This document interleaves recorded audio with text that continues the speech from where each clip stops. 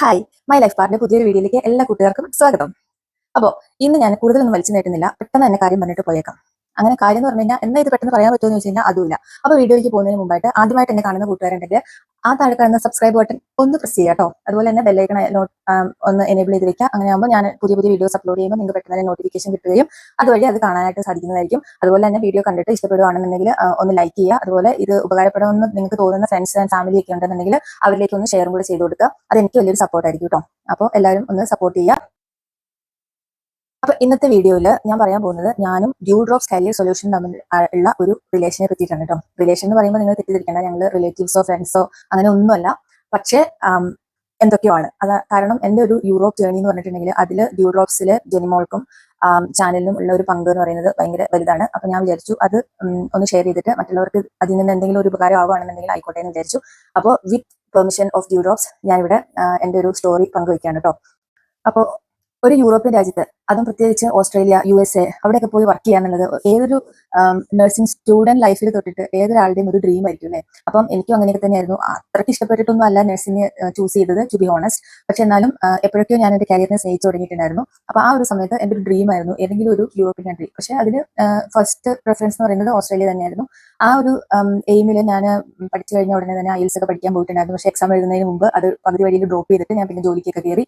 പിന്നെ എന്തുകൊണ്ടോ ഞാൻ സൗദിയിൽ പോയി കഴിഞ്ഞപ്പോൾ എനിക്ക് പിന്നെ ഇങ്ങനെ യൂറോപ്പിൽ പോകണം എന്നൊന്നും തോന്നിയിട്ടുണ്ടായിരുന്നില്ല. കാരണം ഞാൻ അവിടെ ഹാപ്പി ആയിരുന്നു, എൻ്റെ വർക്ക് ഓക്കെ ആയിരുന്നു, ബിസി ആയിരുന്നു. പക്ഷേ സ്റ്റിൽ ഞാൻ അത് എൻജോയ് ചെയ്ത് തുടങ്ങിയിട്ടുണ്ടായിരുന്നു. അപ്പോൾ അങ്ങനെ സൗദിയിൽ നിന്ന് ഞാൻ എക്സിറ്റ് പോരുന്നു. പേഴ്സണൽ ഇഷ്യൂസ് കാരണമാണ് ഞാൻ അവിടെ നിന്ന് പോരുന്നത്. അങ്ങനെ നാട്ടിൽ കുറച്ച് ദിവസം നിന്നു എന്ന് പറഞ്ഞു കഴിഞ്ഞാൽ നമ്മുടെ കൊറോണയുടെ പീക്ക് ടൈമിലാണ് നമ്മൾ നാട്ടിൽ എത്തുന്നത്. അപ്പോൾ നാട്ടിൽ നിന്ന സമയത്താണ് ഞാൻ യാദൃശ്ചികമായിട്ട്, കാരണം എനിക്ക് അപ്പോഴും എൻ്റെ മനസ്സിലുണ്ട് എന്തെങ്കിലും ചെയ്യണം, വേറെ എവിടെയെങ്കിലും പോകണം. പക്ഷേ എന്നാലും യൂറോപ്പ് എൻ്റെ മനസ്സിലില്ല.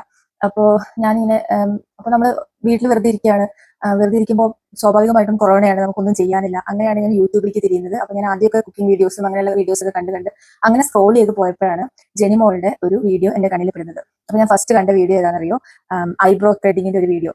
അപ്പൊ അത് കണ്ടപ്പോൾ എനിക്ക് എന്തോ ഭയങ്കരമായിട്ട് ഇഷ്ടമായി കേട്ടോ. ജെനിമോൾ ഇത് കാണുന്നുണ്ടാവും എന്ന് എനിക്കറിയാം. പക്ഷെ ഇപ്പൊ ആ വീഡിയോ ഒരു 5 വർഷമായിട്ടുണ്ടാവും, 5 വർഷം മുന്നത്തെ ഒരു വീഡിയോ ആണ്. അപ്പൊ അത് കണ്ടപ്പോൾ അതിലത്തെ ആ ഒരു പ്രസന്റേഷനും ബാക്കിയുള്ളവരൊക്കെ ചെയ്യുന്ന പോലെ ഒന്നുമില്ല, ഭയങ്കര നാച്ചുറൽ ആയിട്ട് ഒരു നാടൻ കുട്ടി. അപ്പൊ ഞാൻ പിന്നെയും സബ്സ്ക്രൈബ് ചെയ്തിട്ട് ബാക്കി വീഡിയോസ് ഒക്കെ കണ്ടു തുടങ്ങി. പിന്നെ അതിൽ പറയുന്നുണ്ട് അവർ അയർലൻഡിലാണ്, ഹസ്ബൻഡാണ് ജോലി ചെയ്യുന്നത്, ജെനിമോൾ നഴ്സാണ്, പക്ഷെ ജോലി ചെയ്യുന്നില്ല, അങ്ങനെയുള്ള കാര്യങ്ങളൊക്കെ അത് പറയുന്നുണ്ട്. അപ്പൊ എനിക്ക് എന്തോ ഭയങ്കര ഇഷ്ടമായി. ഞാൻ പിന്നെ അത് സ്ഥിരം വാച്ച് ചെയ്യാൻ തുടങ്ങി. അപ്പോൾ അങ്ങനെയാണ് പിന്നെ അവര് അയർലൻഡിലത്തെ അവരുടെ ഒരു സ്റ്റോറി, അവർക്ക് IELTS അല്ല OET അവർ പാസ്സായി. അപ്പൊ അതിന്റെ ടീച്ചറിന്റെ ഡീറ്റെയിൽസ് അങ്ങനെയുള്ള കാര്യങ്ങളൊക്കെ അവർ പറഞ്ഞു തുടങ്ങിയത്. അപ്പോഴത്തേക്കും എന്റെ മനസ്സിലും OET എന്നുള്ളൊരു സംഭവം കയറിക്കൂടി. സത്യം പറഞ്ഞു കഴിഞ്ഞാൽ ഈ ഒരു കാര്യം ഞാൻ നേരത്തെ എന്റെ മനസ്സിലുണ്ടായിരുന്നു എന്നുണ്ടെങ്കിലും പിന്നെ ഞാനത് വിട്ടിട്ടുണ്ടായിരുന്നു. ഞാൻ അങ്ങനെ OET ചെയ്യും എന്നൊന്നും ഞാൻ പിന്നെ പ്രതീക്ഷിച്ചിട്ടുണ്ടായില്ല. അപ്പോൾ ഞാൻ ജിനിമോൾ അതിലൊരു ടീച്ചറിന്റെ കാര്യം പ്രത്യേകം പറയുന്നുണ്ട്. അപ്പം ആർക്കെങ്കിലും കോൺടാക്ട് ഡീറ്റെയിൽസ് വേണമെങ്കിൽ പറഞ്ഞോളൂ എന്നൊക്കെ പറഞ്ഞിട്ടൊരു വീഡിയോ ചെയ്തിട്ടുണ്ടായിരുന്നു. ആ വീഡിയോ കണ്ടു കഴിഞ്ഞപ്പോൾ എന്താണെന്നറിയില്ല, പെട്ടെന്ന് എനിക്ക് തോന്നി ഒരു മെയിൽ അയക്കണമെന്ന്. അങ്ങനെ ഞാൻ മെയിൽ അയച്ചു. മെയിൽ അയച്ച് അപ്പം തന്നെ, അതായത് എനിക്ക് തോന്നുന്നു നാട്ടിലത്തെ അയർലൻഡിനും തമ്മിലുള്ള ആ ഒരു ടൈം ഡിഫറൻസിന്റെ ആ ഒരു സമയം പോലും എടുത്തിട്ടില്ല. അതിന്റെ മുന്നേ തന്നെ എനിക്ക് മെയിലിന് റിപ്ലൈ വന്നു ആ ടീച്ചറിന്റെ കോൺടാക്ട് ഡീറ്റെയിൽസ് വെച്ചിട്ട്. അപ്പോൾ അങ്ങനെയാണ് ഞാൻ OET പഠിക്കാമെന്ന് തീരുമാനിച്ച് ഞാൻ OET പഠിച്ചു തുടങ്ങിയത്. പക്ഷെ അതിന്റെ ഇടയിൽ എനിക്ക് ഇടയ്ക്ക് വെച്ചിട്ട് ടീച്ചറിനെ ഒന്ന് മാറ്റേണ്ടി വന്നു. കാരണം എന്താണെന്ന് വെച്ച് കഴിഞ്ഞാൽ പുള്ളിക്കാരി UK എല്ലാ പേപ്പർ വർക്ക് എല്ലാം കഴിഞ്ഞ് നിൽക്കുമായിരുന്നു. അപ്പോൾ അതുകൊണ്ട് തന്നെ ആള് UK പോയി. അപ്പം പിന്നെ ക്ലാസ് ഡ്യൂട്ടി കാര്യങ്ങളൊക്കെ തുടങ്ങി കഴിഞ്ഞ് കഴിഞ്ഞാൽ പിന്നെ ക്ലാസ് കണ്ടിന്യൂ ചെയ്യാൻ പറ്റാത്തതുകൊണ്ട് തന്നെ എനിക്ക് വേറൊരു ട്യൂട്ടറിനെ കണ്ടുപിടിക്കേണ്ടി വന്നു. But she was also so good. ഞാൻ എൻ്റെ വീഡിയോ കാണുന്ന എനിക്കറിയാം. അപ്പം അത് ഭയങ്കര അടിപൊളിയായിരുന്നു. എനിക്ക് എന്തോ ലക്കിലി എനിക്ക് കിട്ടിയ 2 ടീച്ചേഴ്സും ഭയങ്കര സൂപ്പർ ആയിരുന്നു. അപ്പൊ അതുകൊണ്ട് തന്നെ ഞാൻ ഭയങ്കര കോൺഫിഡൻസോടുകൂടെ പോയിട്ട് എക്സാം എഴുതി. ഫസ്റ്റ് അറ്റംപ്റ്റ് തന്നെ ഞാൻ പാസ്സായി. എല്ലാത്തിനും B സ്കോർ കിട്ടി. UK പ്രോസസ്സിംഗ് പെട്ടെന്ന് കഴിഞ്ഞു. ഒരു 4 മന്ത്സിന്റെ ഉള്ളിൽ ഞാൻ UK അപ്പൊ UK എത്തി കഴിഞ്ഞപ്പോൾ ഫസ്റ്റ് നമുക്ക് ഭയങ്കര എക്സൈറ്റ്മെന്റ് ആണല്ലോ. അപ്പം ഞാൻ എത്തിയത് സമ്മർ സ്റ്റാർട്ടിങ്ങിലായിരുന്നു. അപ്പൊ അതുകൊണ്ട് തന്നെ അടിപൊളി നല്ല വൈബ്. അപ്പൊ ഇനി എങ്ങോട്ടും ഇല്ല, ഇത് തന്നെ എന്റെ ജീവിതം ഞാൻ ഇവിടെ കൊണ്ട് തീർക്കാൻ പോവാ എന്നൊക്കെയുള്ളത്. പിന്നെ എന്റെ യൂണിറ്റും സൂപ്പർ ആയിരുന്നു. അപ്പൊ ഡ്യൂട്ടി കാര്യങ്ങളെല്ലാം ആയിട്ട് ഞാൻ പെട്ടെന്ന് സെറ്റായി, ഓക്കെ ആയി. അങ്ങനെ നിൽക്കുമ്പോഴാണ് നമ്മുടെ വിന്റർ വില്ലനായിട്ട് കടന്നു വരുന്നത്. വിന്ററിന്റെ കൂടെ തന്നെ കോവിഡും എല്ലാം കൂടെ, കോവിഡൊക്കെ ആയിട്ട് ഞാൻ ഭയങ്കര സിക്കൊക്കെ ആയി, ഒരുപാട് ബുദ്ധിമുട്ടി ആ വിന്ററിന്റെ സമയത്ത്.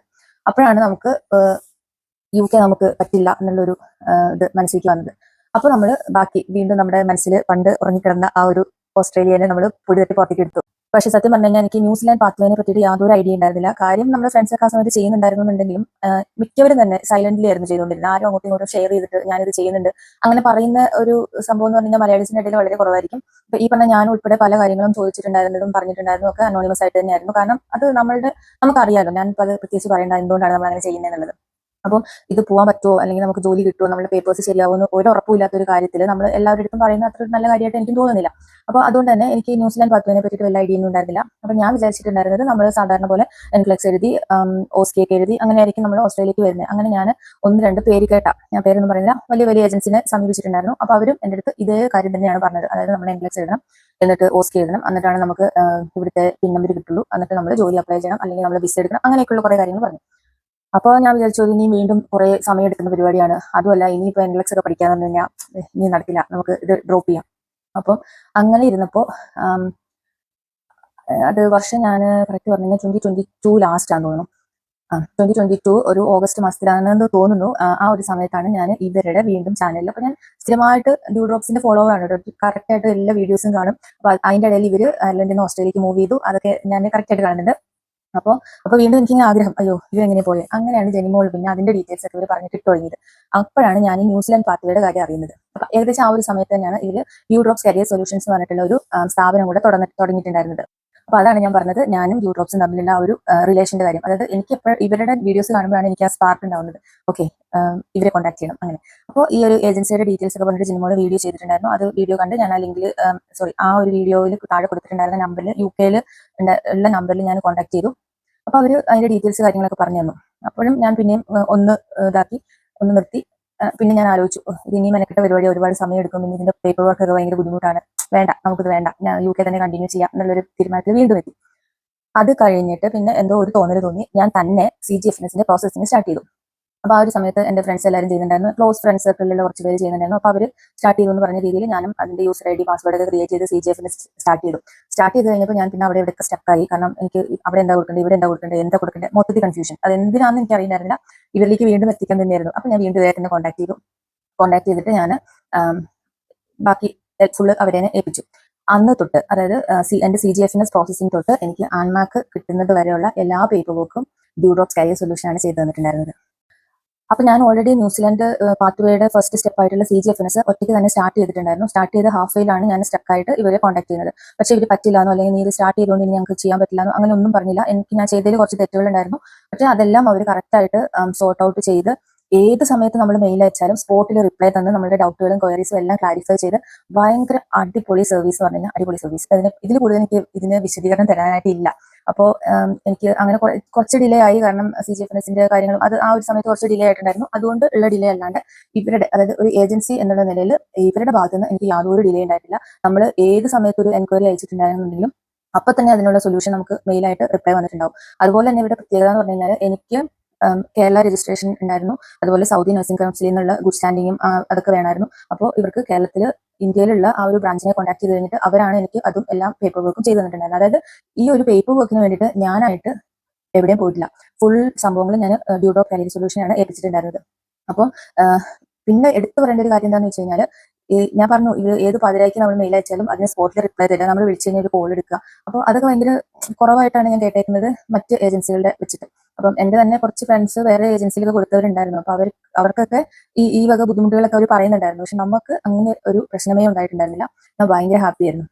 പിന്നെ എടുത്ത് പറയേണ്ടതെന്ന് പറഞ്ഞു കഴിഞ്ഞാൽ ഇവരുടെ ചാർജ് ഭയങ്കര അഫോർഡബിൾ ആയിട്ട്, അതായത് നമുക്കറിയാലോ നമ്മുടെ എക്സ്പെൻസും കാര്യങ്ങളും എല്ലാം കഴിഞ്ഞിട്ട് ഇതിന്റെ ഇടയിൽ കൂടെ ഉള്ള ആ ഒരു കുഞ്ഞു കുഞ്ഞു സേവിങ്സ് ആണല്ലോ നമ്മൾ നമ്മുടെ ഡ്രീമിന് വേണ്ടിയിട്ട് മാറ്റി വെക്കുന്നത്. അപ്പോൾ നമ്മളുടെ പോക്കറ്റ് ഫ്രണ്ട്ലി ആയിട്ട് എന്ന് തന്നെ പറയണം. അത് ഭയങ്കര, അത് എടുത്തു പറയാതിരിക്കാൻ പറ്റില്ല. കാരണം അത്രയും കുറഞ്ഞൊരു ഫീസിൽ ഇത്രയും നല്ല സർവീസ് കൊടുക്കുക എന്ന് പറയുന്നത് ഇവർക്ക് എങ്ങനെ പോസിബിൾ ആവുമെന്ന് എനിക്കറിയില്ല.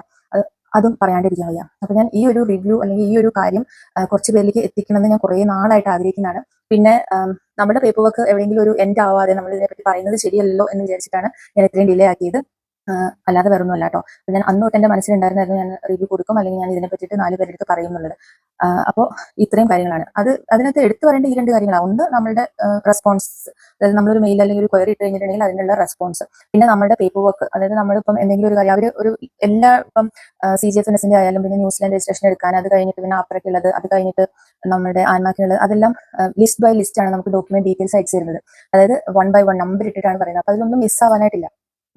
എന്നാലും നമ്മൾ ഇതെല്ലാം സ്കാൻ ചെയ്ത് അയക്കുമ്പോൾ എന്തെങ്കിലുമൊക്കെ മിസ്സിംഗ് വരും. അപ്പോൾ തന്നെ നമുക്ക് അവർ റിപ്ലൈ തരും. അപ്പോൾ നമ്മൾ ഏതെങ്കിലും ഒരു സമയത്തായിരിക്കും നമ്മളുടെ ഒരു സൗകര്യത്തിനനുസരിച്ചിട്ടായിരിക്കും നമ്മളിത് അയച്ചു കൊടുക്കുന്നത് അവർക്ക് തിരിച്ച്. പക്ഷേ അവർക്ക് ഏത് സമയത്ത് അയച്ചു കൊടുത്താലും അപ്പോൾ തന്നെ ഒരു മെയിൽ വരും, റിസീവ്ഡ് വിത്ത് താങ്ക്സ്. അപ്പോൾ ആ ഒരു മെസ്സേജ് കാണുമ്പോൾ തന്നെ ഓക്കെ, ഇത് നമ്മുടെ ഫയൽ കണ്ടിട്ടുണ്ട്. അപ്പോൾ ആ ഒരു ഹാപ്പിനെസ് അല്ലെങ്കിൽ ഒരു സാറ്റിസ്ഫാക്ഷൻ അത് നമുക്ക് മറ്റുള്ളവരുടെ എത്രത്തോളം കിട്ടുന്നുണ്ട് എന്നുള്ളത് എനിക്കറിയില്ല. അത് പറയാണ്ടിരിക്കാൻ വയ്യ. അതുപോലെ തന്നെ ഞാൻ എൻ്റെ കുറേ ഫ്രണ്ട്സിനെ വരെ റെക്കമെൻഡ് ചെയ്തിട്ടുണ്ടായിരുന്നു. അവരും ഭയങ്കര ഹാപ്പിയാണ് സർവീസിൽ. അതിൽ കുറേ പേര് ഓസ്ട്രേലിയയിൽ എത്തിയിട്ടുണ്ട്, ഇനിയും കുറച്ച് പേര് വന്നുകൊണ്ടിരിക്കുന്നു, അതിന്റെ പ്രോസസ്സിങ്ങിലാണ്. അപ്പം ഇത് ഒന്ന് പറയണമെന്നുണ്ടായിരുന്നു. അപ്പോൾ ഇതാണ് ഞാനും ഡ്യൂ ഡ്രോപ്സ് കരിയർ സൊല്യൂഷൻസ് അല്ലെങ്കിൽ ഡ്യൂ ഡ്രോപ്സ് ചാനലും തമ്മിലുള്ള ആ ഒരു എന്താ പറയുക ബോണ്ടിങ്.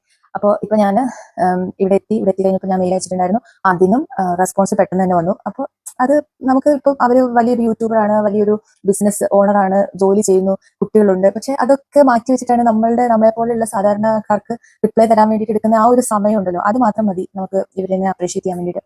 അല്ലാതെ ഞാൻ വലിയ ആളാണ്, ഇവരുടെ റിവ്യൂ കിട്ടിയിട്ട് വേണ്ട എനിക്ക് വളരാൻ, അങ്ങനെയുള്ള ഒരു ഇതില്ല കേട്ടോ. കാരണം എന്റെ ഒരു ചാനൽ എന്ന് പറഞ്ഞു കഴിഞ്ഞാൽ വെറും കുഞ്ഞൊരു ചാനൽ. പക്ഷെ ഇതിൽ ഞാൻ പറയുന്ന എന്റെ ഫ്രണ്ട്സ് അല്ലെങ്കിൽ എന്നെ കാണുന്ന കുറച്ച് പേര് ഇതിൽ പ്രോസസ് ചെയ്യുന്നവർ കാണുന്നുണ്ടാവുമല്ലോ. അപ്പോൾ അവർക്ക് ഇത് ഏതെങ്കിലും രീതിയിൽ ഹെൽപ്ഫുൾ ആവുകയാണെങ്കിൽ ആയിക്കോട്ടെ എന്ന് വിചാരിച്ചിട്ടാണ് ഞാനിത് ഷെയർ ചെയ്യുന്നത്. ഡ്യൂ ഡ്രോപ്സ് കരിയർ സൊല്യൂഷൻ 100% വിശ്വസിക്കാം. അതുപോലെ തന്നെ ഇതൊരു പരസ്യമൊന്നുമല്ല കേട്ടോ, അങ്ങനെ ഞാൻ തെറ്റിദ്ധരിക്കരുത്. ഞാൻ എന്റെ മനസ്സിൽ നിന്ന് വന്ന വാക്കുകൾ ഞാൻ പറഞ്ഞു എന്നേ ഉള്ളൂ. അപ്പം അവർ ഡയറക്റ്റ് കോൺടാക്ട് ചെയ്യാം. അവരുടെ മാക്സിമം അവർ ഇടുന്നുണ്ടെന്നുള്ളത് എന്റെ ഒരു എക്സ്പീരിയൻസിന് എനിക്ക് അതാണ് മനസ്സിലായിരിക്കുന്നത്. അതുപോലെ തന്നെ അവർക്ക് കൊടുത്ത എന്റെ ഫ്രണ്ട്സും ഭയങ്കര ഹാപ്പിയാണ്. അവർക്കും ഇതുവരെ ഒരു പ്രശ്നങ്ങളോ ഒരു കംപ്ലയിൻസും എന്റെ അടുത്തും പറഞ്ഞിട്ടില്ല. അല്ലെങ്കിൽ നമ്മൾ റെക്കമെൻഡ് ചെയ്തിട്ട് ഒരിടത്ത് കൊടുത്തിട്ട് അവർക്ക് എന്തെങ്കിലും ബുദ്ധിമുട്ടുണ്ടായി കഴിഞ്ഞാൽ നമ്മളുടെ അടുത്ത് ഉറപ്പായിട്ടും പറയുമല്ലോ, നീ പറഞ്ഞിട്ട് ഞാൻ ചെയ്തിട്ട് ഇങ്ങനെ ആയി, അങ്ങനെ ഒന്നും ഉണ്ടായിട്ടില്ല. അപ്പോൾ ഇതിൽ ആരെങ്കിലും ഒക്കെ ഡ്യൂ ഡ്രോപ്സിൽ പേപ്പർ വർക്ക് ഉള്ളവരുണ്ടെന്നുണ്ടെങ്കിൽ ഇതിന്റെ താഴെ വന്നിട്ട് കമന്റ് ചെയ്യാം. അതുപോലെ തന്നെ ഇനി ആരെങ്കിലും ചെയ്യാൻ ആഗ്രഹിക്കുന്നവരുണ്ടെന്നുണ്ടെങ്കിൽ അവരെ കോൺടാക്ട് ചെയ്യാം കേട്ടോ. അപ്പോൾ അത്രയ്ക്കുള്ളൂ ഇന്നത്തെ ഒരു വീഡിയോ എന്ന് പറയുന്നത്. പിന്നെ ഇതിന്റെ ലാസ്റ്റ് ആയിട്ട് പറയാനുള്ളതെന്ന് പറഞ്ഞു കഴിഞ്ഞാൽ, നമ്മളൊരു കാര്യം ആഗ്രഹിച്ചിട്ടുണ്ടെങ്കിൽ, നമ്മൾ അതിന് വേണ്ടിയിട്ട് ആത്മാർത്ഥമായിട്ട് പരിശ്രമിച്ചിട്ടുണ്ടെങ്കിൽ അത് നമുക്ക് ഒരു ദിവസം എത്തിച്ചേരുക തന്നെ ചെയ്യൂ കേട്ടോ. അത് എൻ്റെ ഒരു ലൈഫിൽ നിന്ന് ഞാൻ മനസ്സിലാക്കിയ ഒരു കാര്യമാണ്. അതായത് എനിക്ക് ആ ഒരു സമയത്ത് ആഗ്രഹം ഉണ്ടായിരുന്നു, പക്ഷെ നമ്മളുടെ പേഴ്സണൽ കാര്യങ്ങളും നമ്മുടെ അന്നത്തെ ഒരു സാഹചര്യങ്ങളൊക്കെ വെച്ചിട്ട് നമുക്ക് അന്ന് ചെയ്യാൻ പറ്റിയില്ല. പിന്നെ കുറച്ചും കൂടെ എക്സ്പെൻസീവ് ആയിരുന്നു. നമ്മൾക്ക് കൂട്ടിയാൽ കൂടില്ല എന്ന് എനിക്ക് തോന്നിയോണ്ടാണ് ഞാൻ അവിടെ അന്ന് ഡ്രോപ്പ് ചെയ്തത്, പണ്ട് പഠിച്ചിറങ്ങിയ സമയത്ത്. അത് കഴിഞ്ഞിട്ട് ഇപ്പൊ നമുക്ക് അത്രയും നമ്മളന്ന് ആഗ്രഹിച്ചുകൊണ്ടായിരിക്കും നമുക്ക് ഇപ്പം അത് കുറച്ച് ലേറ്റ് ആയിട്ടാണെങ്കിലും നമുക്ക് അതിനുള്ള ഒരു വഴി ഒരുക്കി തന്നിട്ട് നമ്മുടെ ആ ഒരു ഡ്രീം ഡെസ്റ്റിനേഷനിൽ എത്തിപ്പെടാൻ പറ്റിയിട്ടുണ്ടാവുമെന്ന് ഞാൻ വിശ്വസിക്കുന്നു. അപ്പോൾ ഇതുപോലെ ആരെങ്കിലും ഒക്കെ ഇതുപോലത്തെ ഡ്രീംസുമായിട്ട് ഇരിക്കുന്നുണ്ടെന്നുണ്ടെങ്കിൽ നിങ്ങൾ ഒരിക്കലും ഗിവ് അപ്പ് ചെയ്യരുത്, അത്രേ എനിക്ക് പറയാനുള്ളൂ.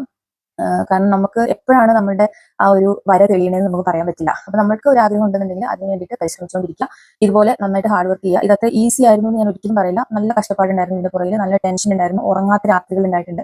കാരണം നമ്മൾ ഒരു കാര്യം അത്രയും ആഗ്രഹിച്ച് അതിന് വേണ്ടിയിട്ട് അത്രയും വർക്ക് ചെയ്തിട്ട് ഇനിയിപ്പോൾ കിട്ടുമോ ആ ഒരു സംഭവം. പിന്നെ അപ്പം അങ്ങനെ ഇനി വരും വീഡിയോസിൽ ബാക്കി കാര്യങ്ങളും കൂടെ ഞാൻ പറയാം. ഇതിന്റെ പുറകിൽ ഒരുപാട് കാര്യങ്ങളുണ്ട്. അപ്പൊ കുറച്ച് പേരൊക്കെ ആൻമാർക്ക് എങ്ങനെ ചെയ്യണമെന്നൊക്കെ ചോദിച്ചിട്ടുണ്ടായിരുന്നു. അപ്പോൾ അതൊക്കെ നമുക്ക് തന്നെ ചെയ്യാവുന്നേ ഉള്ളൂ. പക്ഷെ നമുക്ക് ഈ ജോലിയുടെ ഇടയിൽ നമ്മളെ കൊണ്ട് തന്നെ പേപ്പർ വർക്ക് ചെയ്ത് ഒരുപാട് ഫോളോ അപ്പ് ചെയ്യാനൊക്കെ ഉള്ളത് കൊണ്ട് തന്നെ ചെയ്യാൻ പറ്റില്ല എന്നുണ്ടെങ്കിൽ നല്ലൊരു ഓപ്ഷനാണ് ഇങ്ങനെയുള്ള ഏജൻസികൾക്ക് കൊടുക്കുക എന്നുള്ളത്. അപ്പോൾ അത്രയൊക്കെയുള്ളൂ ഇന്നത്തെ വീഡിയോയിൽ. അപ്പോൾ ആദ്യമായിട്ട് കാണുന്നവരുണ്ടെങ്കിൽ ഞാൻ ആദ്യം പറഞ്ഞ പോലെ തന്നെ എന്റെ വീഡിയോ ലൈക്ക് ചെയ്യാണ്ടെയും കമന്റ് ചെയ്യാണ്ടെയും സബ്സ്ക്രൈബ് ചെയ്യാണ്ടെയും കാണുന്നവരുണ്ടെങ്കിൽ നിങ്ങൾ ഞാൻ കൂട്ടില്ല, എല്ലാവർക്കും സബ്സ്ക്രൈബ് ചെയ്യുക. അതുപോലെ തന്നെ നിങ്ങൾ പേപ്പർ വർക്ക് ചെയ്യുന്നുണ്ടെന്നുണ്ടെങ്കിൽ ഡ്യൂ ഡ്രോപ്സിനെ കോൺടാക്ട് ചെയ്യുക. സൂപ്പറാണ്, എനിക്ക് വേറൊന്നും പറയാനില്ല. Thank you. മറ്റൊരു വീഡിയോ ആയിട്ട് കാണുന്നവരേക്കും എല്ലാവർക്കും ബൈ.